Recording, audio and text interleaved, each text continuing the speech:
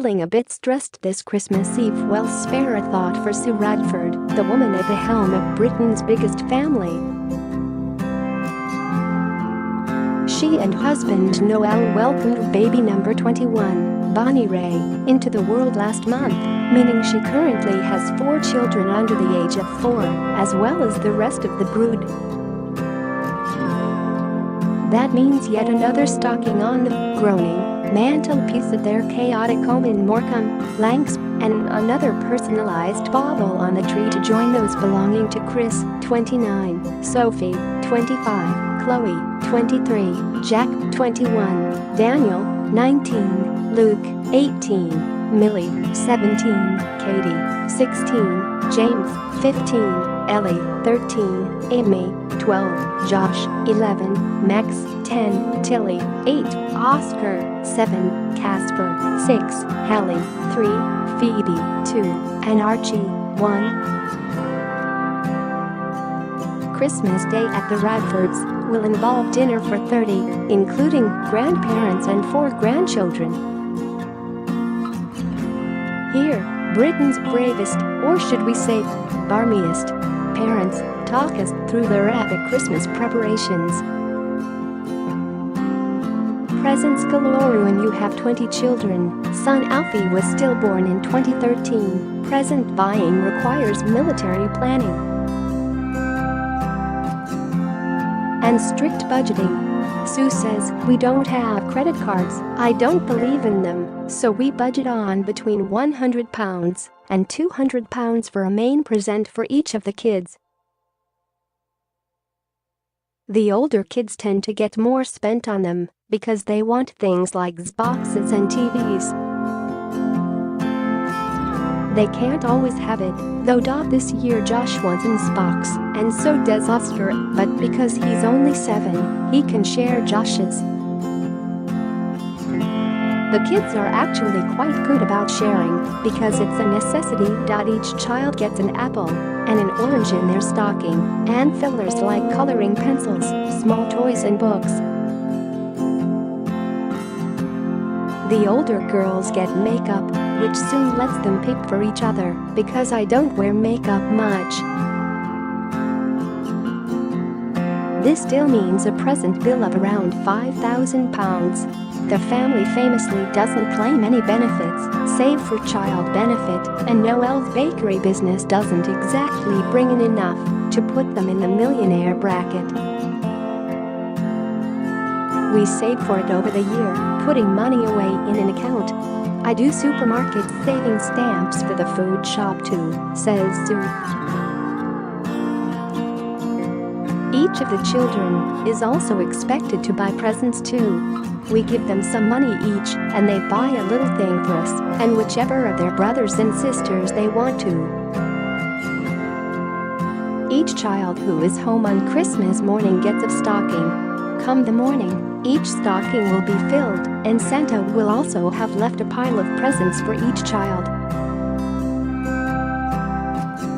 Then the carnage begins. "We used to try to have a turn system, but that doesn't work," says Sue. "So now they just all pile in. By the end you can't see any carpet. Do they have time to buy gifts for each other?" "Oh yes," says Noel. "I got Sue's first because it's the most important one." Tears and tantrums even the ever-calm Sue admits that she gets stressed in the build-up to Christmas.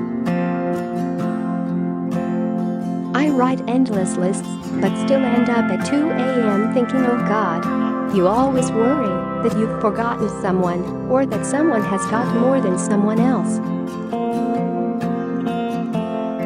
Noel says the biggest meltdowns tend to involve selection boxes.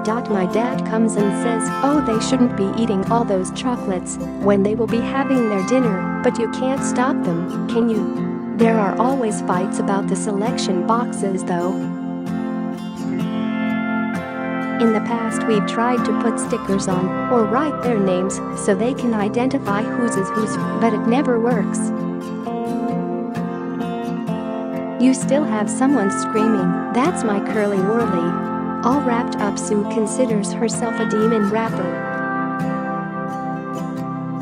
In a 15-minute session, she can wrap 20 gifts. She has roll after roll of sticky tape and starts wrapping presents in August to avoid repetitive strain injury. I buy presents through the year and wrap them as they come in, she says. One of our biggest headaches at Christmas is where to hide all the gifts. We have them everywhere, even in the boiler cupboard. The trick is remembering where she buys 60 to 70 rolls of wrapping paper. I do wrap absolutely everything, but my mom doesn't. She puts everything in big bags. Noel says he has quite a tricky role acting as our lookout when Sue is trying to find a quiet corner to wrap. She'll say, "Make sure the kids don't come in and see," which is actually quite difficult. Share this article. Share Trolley. Noel and Sue do the big food shop themselves, generally taking some of the older ones to help. Not the younger ones. "Are you mad?" she says. "Never." They usually require 2 trolleys, sometimes 3, and it costs around £400 to £500. Wouldn't it be easier getting a Tesco delivery? I don't think I'd inflict that on the delivery man. Can you imagine Christmas dinner, always cooked by Noel, involves the biggest turkey crown I can get, a gammon, and also a joint of beef. We have 2 ovens now, which is a blessing. The worst thing is to have a big turkey that won't fit in the oven. It also requires 10 kilos of potatoes, 4 kilos of carrots, 2 cabbages, 60 Yorkshire puddings, some of the kids will have 4, if you let them, and at least 80 pigs in blankets. Every single child likes Brussels sprouts, unlike in many a family, which means they need a whopping 2. 5 kilos of them. Noel does them with bacon bits in, and they all have them. I'm the only one who hates the things and won't touch them, says Sue. Most of the vegetables are prepped the night before. Everyone has their tasks, says Sue. One will do the carrots, another the potatoes. No one really likes Christmas pudding, so we have trifle and maybe a gâteau. The little ones have their Christmas dinner plated up for them, but everyone else helps themselves. The table itself only seats 16, but people can sit around the island unit too. We should really get a bigger table, but I'm not sure you can, says Sue.